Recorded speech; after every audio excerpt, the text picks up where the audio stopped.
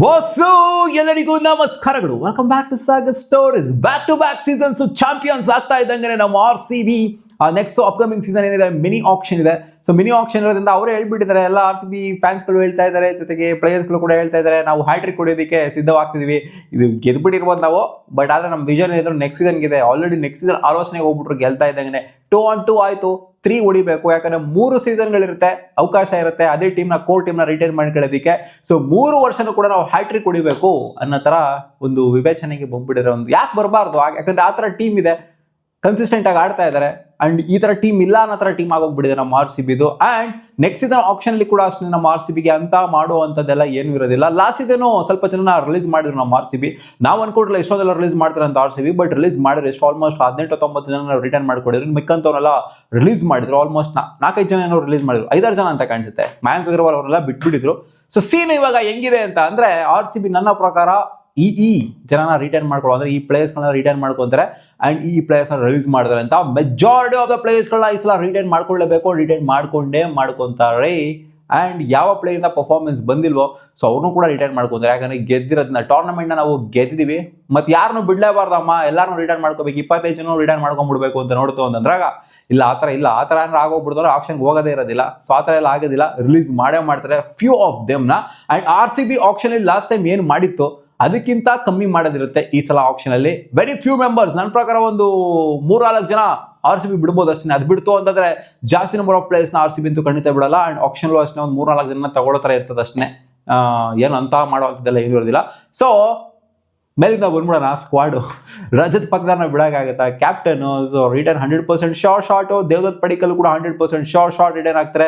ತಲೆನೋವು ಯಾವಾಗ ಬರ್ದವ್ರೆ mega auction ಹೋದಾಗ ಯಾರನ್ನಾಗೂ ರಿಟರ್ನ್ ಮಾಡೋದು ಅನ್ನೋ ಥರ ಆಗೋಗ್ಬಿಡಿದೆ. ಇವಾಗ RCB ತಲೆನೋವು ಇಲ್ವೇ ಇಲ್ಲ. ಮಿನಿ ಆಕ್ಷನ್ ಅಲ್ಲಿ ಮೆಗಾ ಆಕ್ಷನ್ ಅಲ್ಲೇ ತಲೆನೋವು ಬರೋದು.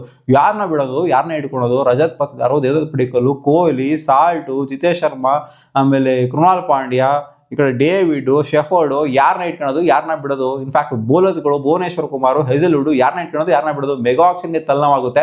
ಮಿನಿ ಆಕ್ಷನ್ಗೆ ತಲೆನೋವು ಆಗಲ್ಲ, ಏನೂ ಆಗಲ್ಲ, ಕೋರ್ನ ರಿಟೈನ್ ಮಾಡ್ಕೊಂತಾರೆ.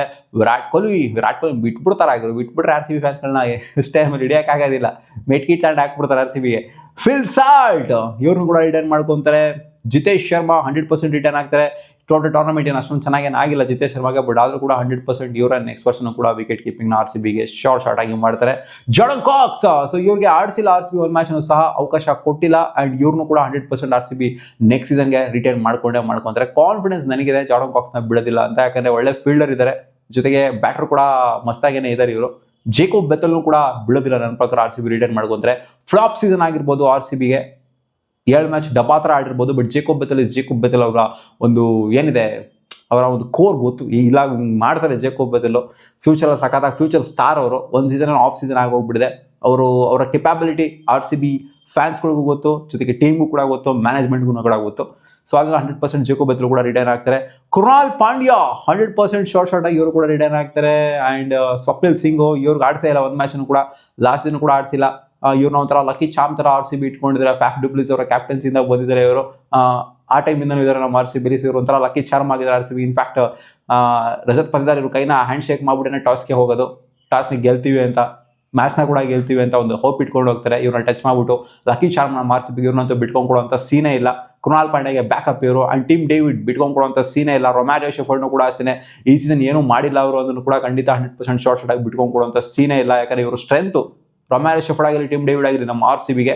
ಅಂಡ್ ವೆಂಕಟೇಶ್ ಅಯ್ಯರ್ ಗೊತ್ತಲ್ಲಪ್ಪ, ಮಸ್ತಾಗಿ ಆಡಿದ್ರು. ಲಾಸ್ಟ್ 3 ಮ್ಯಾಚ್ ಕೂಡ ಚೆನ್ನಾಗಿ ಆಡಿದ್ರು ಓಪನಿಂಗ್ ಸ್ಲಾಟಲ್ಲಿ ಬಂದ್ಬಿಟ್ಟು. ಅಂಡ್ ಇವ್ರನ್ನೂ ಕೂಡ ಬಿಟ್ಕೊಂಡು ಕೊಡುವಂಥ ಸೀನೇ ಇಲ್ಲ. ಇವರೇ ಹೇಳಿದ್ದಾರೆ RCBನ ಒನ್ ಟೈಮು ಎಲ್ಲ ಪ್ಲೇಯರ್ಗಳು ಎಕ್ಸ್ಪೀರಿಯನ್ಸ್ ಮಾಡಲೇಬೇಕು ಅಂತ. ಅಂಡ್ ಇವ್ರ ಎಕ್ಸ್ಪೀರಿಯನ್ಸ್ ಪ್ರಕಾರ ನೋಡ್ತು ಅಂತಂದ್ರೆ RCB ಇವ್ರನ್ನಂತೂ 100% ಶಾರ್ಟ್ ಆಗಿ ಬಿಟ್ಕೊಂಡು ಕೊಡುವಂಥ ಸೀನೇ ಇಲ್ಲ. ಮಿನಿ ಆಕ್ಷನಲ್ಲಿ, ಮೆಗಾ ಆಕ್ಷನಲ್ಲಿ ಖಂಡಿತ ಬಿಟ್ಕೊಂಡು ಕೊಡಲೇಬೇಕು, ಸುಮಾರು ಜನ ಬಿಟ್ಕೊಂಡು ಕೊಡ್ಬೇಕು ಇದರಲ್ಲಿ. ಆಮೇಲೆ ಸಾತ್ವಿಕ್ ಜೈಸ್ವಾಲ್ ಅನ್ನೋ ಒಬ್ಬ ಆಲ್ರೌಂಡರ್ನ ಇಟ್ಕೊಂಡಿದ್ರು, ಆಲ್ಮೋಸ್ಟ್ 119 ಪ್ಲೇಯರ್ ಅಂತ ಅನ್ಕೊಳ್ಳಿ. ಈ ಕಡೆಯಿಂದ ಮಂಗೇಶ್ ಯಾದವ್ನ ಕೂಡ ಇಟ್ಕೊಂಡಿದ್ರು. ಇವರಿಬ್ರು ಕೂಡ ಬಿಡೋದಿಲ್ಲ ನನ್ನ ಪ್ರಕಾರ. ಸಾತ್ವಿಕ್ ಜೈಸ್ವಾಲ್ನ ಬಿಡ್ಬೋದು ನಾವು, ಬಟ್ ಮಂಗೇಶ್ ಯಾದವ್ನಂತೂ ಬಿಡುವಂಥ ಚಾನ್ಸೇ ಇಲ್ಲ. ವಿಕಿ ಓಸ್ವಾಲ್ನು ಬಿಡೋದಿಲ್ಲ, ಜೊತೆಗೆ ವಿಹಾನ್ ಮಲ್ಹೋತ್ರನ್ನು ಕೂಡ ಬಿಡೋದಿಲ್ಲ. ಇವರೆಲ್ಲ ಒಂಥರ ಯಂಗ್ಸ್ಟರ್ಸ್ಗಳು. ಸೊ ಇವ್ರನ್ನ ಡೆವಲಪ್ ಮಾಡಬೇಕು ನಮ್ಮ RCB. ಅಂದರೆ ಖಂಡಿತ ಮೆಗಾ ಆಕ್ಷನ್ಗಂತೂ ಬಿಡಲೇಬೇಕು. ಏನು ಡೆವಲಪ್ ಮಾಡಬೇಕು ಅಂತಂದರೆ ಇವ್ರನ್ನ ಇಟ್ಕೊಂಡೇ ಇರಬೇಕಾಗಿರೋ ಅಂತ ನೋಡ್ತು ಅಂತಂದರೆ ಯಂಗ್ಸ್ಟರ್ಸ್ಗಳಲ್ವಾ, ಆಪರ್ಚುನಿಟಿ ನೆಕ್ಸ್ಟ್ ಸೀಸನ್ ಸಿಗ್ಬೋದು.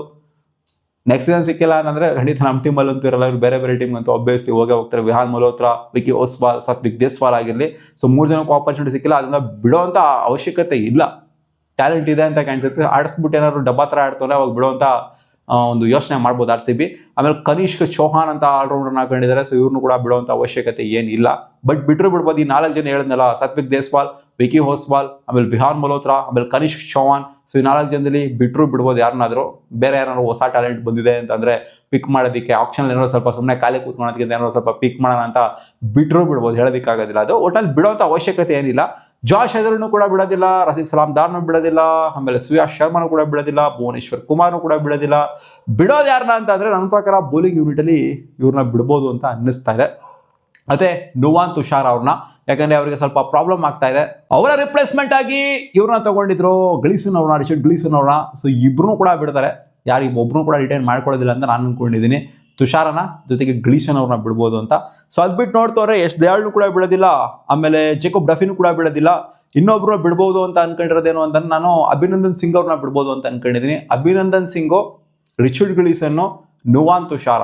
ಸೊ ಈ 3 ಜನನ ಬಿಡಬಹುದು ಅಂತ ಅನ್ಕೊಂಡಿದ್ದೀನಿ. ಅದ್ರಲ್ಲಿ ಒಬ್ರು ರಿಪ್ಲೇಸ್ಮೆಂಟ್ ಆಗಿ ಬಂದಿದ್ದಾರೆ. ಸೊ ನನ್ನ ಪ್ರಕಾರ ಇಬ್ರು ಅಷ್ಟೇ ಲೆಕ್ಕ ತಗೊಬೇಕು, ತುಷಾರ ಜೊತೆಗೆ ಇವರು ಅಭಿನಂದನ್ ಸಿಂಗು. ಸೊ ಇಬ್ಬರೂ ಕೂಡ ಬಿಡ್ಬೋದು. ಸೊ RCB ಏನೇ ಮಾಡೋದನ್ನು ಕೂಡ ನೆಕ್ಸ್ಟ್ ಸೀಸನ್ ಆಪ್ಷನಲ್ಲಿ ಬರೀ ಬೌಲಿಂಗ್ನ ಸಾರ್ಟ್ಔಟ್ ಮಾಡ್ಕೊಬೇಕಷ್ಟೇ. ಬೌಲಿಂಗಲ್ಲಿ ಸ್ವಲ್ಪ ತಗೊಳೋದು ಹಾಕೋದು ಇರುತ್ತಷ್ಟೇ. ಬ್ಯಾಟಿಂಗ್ನ ಇವರು ಸಾರ್ಟ್ಔಟ್ ಮಾಡ್ಕೊಳ್ಳೋದು, ಬ್ಯಾಟಿಂಗ್ ಆರ್ಡರ್ನ ಬೇರೆ ಚೇಂಜ್ ಮಾಡೋದು, ಅದು ಇದು ಎಲ್ಲ ಅವಶ್ಯಕತೆ ಏನಿಲ್ಲ. ಕಂಪ್ಲೀಟ್ಲಿ ಸೈಕ ಕಾಣಿಸ್ತಿದೆ ನಮ್ಮ RCB. ಬಿಟ್ಟರೆ ಅಭಿನಂದನ್ ಸಿಂಗ್ನ ಮತ್ತು ನುವಾನ್ ತುಷಾರ್ನ, ರಿಚರ್ಡ್ ಗ್ಲೀಸನ್ನ. ಸೊ ಇಷ್ಟ ನಾನು ಬಿಡಬೇಕು ಅಂತ ಅನ್ಕೊಂತಿರೋದು. ಸೊ ನಿಮ್ಮ ಪರ್ಸನಲ್ ಅಭಿಪ್ರಾಯ ಏನು, ಯಾರನ್ನ ಬಿಡಬೇಕು ನಮ್ಮ RCB ಕಾಮೆಂಟ್ ಸೆಕ್ಷನಲ್ಲಿ ಹಾಕಿ. ಮತ್ತೆ ಸಿಗುವ ಮುಂದಿನ ವಿಡಿಯೋದಲ್ಲಿ ಗಾಯ್ಸ್.